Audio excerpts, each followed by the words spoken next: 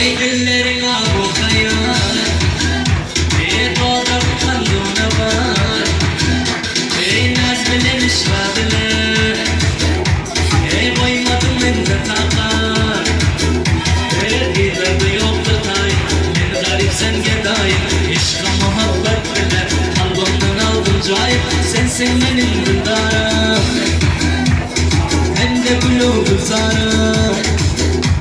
Ey görmese gül cemala, ey yoktur sabrı karara.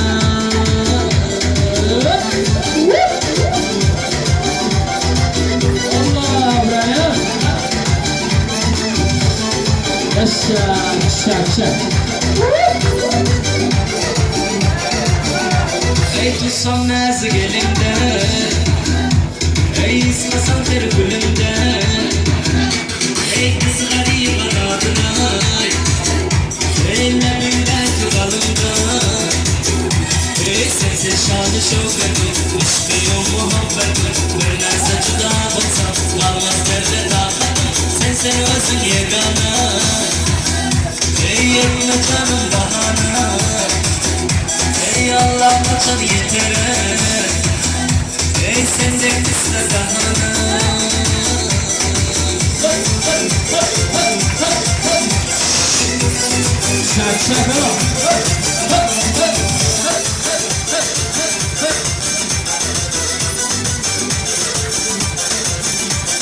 Ey dilberi perino, ey kısene diyonazo, ey kalmaz mende ihtiyar, ey her vakti sabru baro, ey halam sen dünyada, yok yürek başka sana, canım şadineye, derdim etme ziyada, ey lalede kumsa, ey azar verme gibi kumsa, ey seni candan sıyırma.